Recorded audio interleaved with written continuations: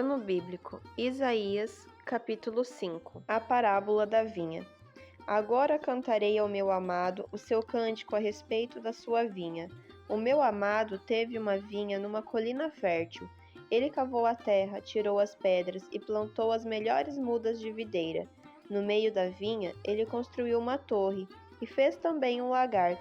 Ele esperava que desse uvas boas, mas deu uvas bravas. E agora, ó moradores de Jerusalém e homens de Judá, peço que julguem entre mim e a minha vinha.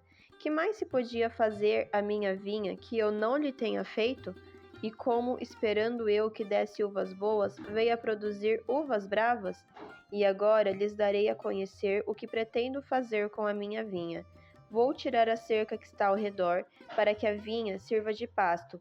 Derrubarei o seu muro para que ela seja pisoteada. Farei dela um lugar abandonado. Não será podada nem cavada, mas crescerão nela espinheiros e ervas daninhas. Também darei ordem às nuvens para que não derramem chuva sobre ela, porque a vinha do Senhor dos Exércitos é a casa de Israel, e os homens de Judá são a planta preferida do Senhor. Este esperava a retidão, mas eis aí opressão. Esperava justiça, mas eis aí clamor, por causa da injustiça. Ai dos maus! Ai dos que ajuntam casas e mais casas, reúnem para si campos e mais campos, até que não haja mais lugar, e ficam como únicos moradores no meio da terra. Eu ouvi o Senhor dos Exércitos dizer isto. Na verdade, muitas casas ficarão desertas, até as grandes e belas ficarão sem moradores. Uma grande vinha produzirá somente alguns litros de vinho, e um saco cheio de semente que não dará mais do que alguns quilos de trigo. Ai dos que se levantam pela manhã para logo se embriagarem, e continuam até alta noite, até que o vinho os esquente. Liras e harpas, tamborins e flautas e vinho não faltam nos seus banquetes. Porém, não consideram os feitos do Senhor, nem olham para as obras de suas mãos. Portanto, o meu povo será levado cativo. Por falta de entendimento, os seus nobres passarão fome, e o povo simples morrerá de sede. Por isso, a sepultura aumentou o seu apetite, e abriu ao máximo a sua boca. Para lá desce o esplendor de Jerusalém e a sua multidão, o seu ruído e os que nela se alegram. Então o povo será abatido e as pessoas se humilharão, e os olhos dos orgulhosos serão humilhados, mas o Senhor dos Exércitos será exaltado em juízo. Deus, o Santo, será santificado em justiça. Então os cordeiros pastarão ali, como se estivessem no seu pasto, e os nômades se nutrirão dos campos que os ricos deixam abandonados.